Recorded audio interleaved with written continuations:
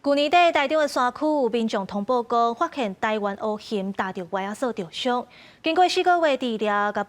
放转去山那底啊。有学者就建议讲，毋但爱管理拍蜡的技师，嘛爱甲乌熊活动的地点整理出来，才会当避免同款的代志一直发生。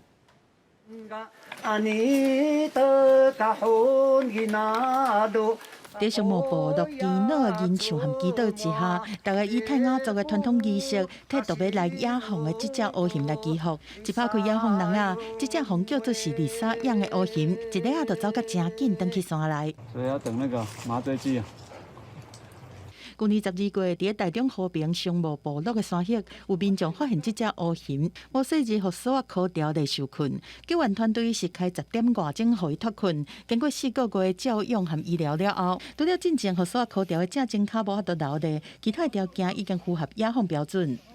以往并无接近部落活动的记录，照养期间对于人也保持高度的警戒，所以这一次仅于上耳标后，就将其送至人烟罕至的适合栖地进行野放。台中分署讲，这摆救援是商务部落的居民真热心的通报和参加，当地嘛会组巡护队来加强通报。兵科大的教授黄美秀讲，去年通报的救援案例都有10件，大多数拢集中伫台东的海端乡和花莲的倒溪乡。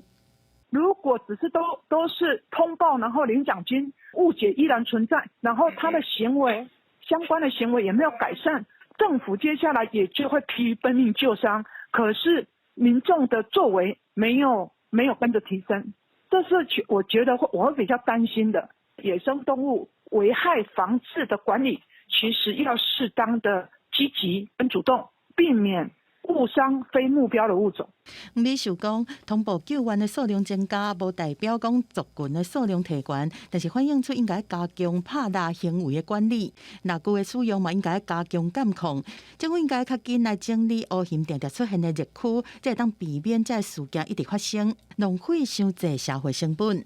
记者综合报道。